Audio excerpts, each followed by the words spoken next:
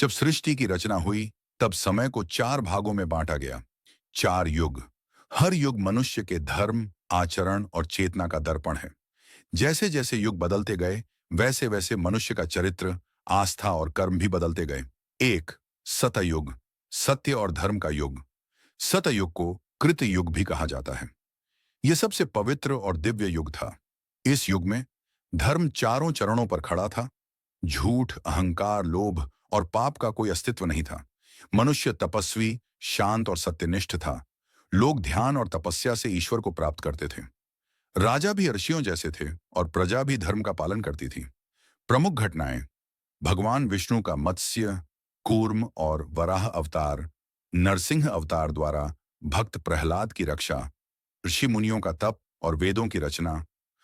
इस युग में ईश्वर और मानव के बीच कोई दूरी नहीं थी, लेकिन समय के साथ मनुष्य में अहंकार का बीज पनपने लगा और सतयुग समाप्त हुआ। इस युग में देवता और दानव अलग अलग लोक में रहते थे। सतयुग 17,28,000 वर्ष का था। दो, त्रेता युग, मर्यादा और त्याग का युग। त्रेता युग में धर्म का एक चरण कम हो गया। अब धर्म तीन चरणों पर टिका था। इस युग में यज्ञ और कर्मकांड बढ़े, समाज में राजा और प्रजा का भेद स्पष्ट हुआ, अच्छे और बुरे का संघर्ष शुरू हुआ। प्रमुख कथा: इस युग का सबसे महान चरित्र था मर्यादा पुरुषोत्तम भगवान श्री राम। राम का वनवास, सीता हरण, रावण का अत्याचार और अंत में अधर्म पर धर्म की विजय। राम ने यह सिखाया कि धर्म कठिन हो सकता है, लेकिन वही जीवन का आधार है। हालांकि इस युग में भी अहंकार और शक्ति का दुरुपयोग बढ़ने लगा और त्रेता युग का अंत हुआ। इस युग में देवता और दानव एक ही लोक में रहने लगे। त्रेता युग 12,96,000 वर्ष का था। तीन, द्वापर युग, संघर्ष और नीति का युग।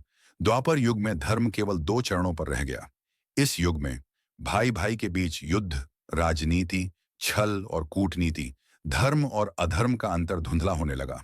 प्रमुख पात्र: भगवान श्री कृष्ण ने इस युग में मथुरा और द्वारका की लीलाएं रची, पांडवों का साथ दिया और महाभारत के युद्ध में गीता का उपदेश दिया। गीता का संदेश: कर्म करो, फल की चिंता मत करो। महाभारत का युद्ध यह दर्शाता है कि जब अधर्म बढ़ता है, तब विनाश अनिवार्य हो जाता है। द्वापर युग के अंत के साथ ही मानवता का पतन और तेज हो गया। इस युग में देवता और दानव साथ साथ एक परिवार में रहने लगे। द्वापर युग 8,64,000 वर्ष का था। चार, कलयुग, अंधकार और परीक्षा का युग। कलयुग वर्तमान का युग है। इस युग में धर्म केवल एक चरण पर खड़ा है। इस युग की पहचान झूठ को सच और सच को झूठ कहना, लोभ, क्रोध, ईर्ष्या और अहंकार, रिश्तों में स्वार्थ, भक्ति में भी दिखावा। लेकिन आशा की किरण: कलयुग में एक विशेष वरदान है। केवल नाम स्मरण से मोक्ष संभव है। कलयुग केवल नाम आधारा। जो भी सच्चे मन से भगवान का नाम लेता है, वह इस अंधकार में भी प्रकाश पा सकता है।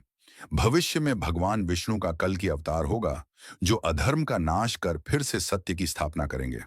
कलयुग 4,32,000 वर्ष है। इस युग में देवता और दानव एक ही शरीर में विराजमान हैं। चारों युग हमें एक ही संदेश देते हैं।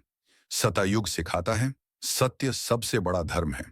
त्रेता युग सिखाता है मर्यादा और त्याग। द्वापर युग सिखाता है कर्म और नीति। कलयुग सिखाता है नाम, भक्ति और विश्वास। युग बदलते रहते हैं, लेकिन धर्म वही रहता है जो मानव को मानव बनाता है।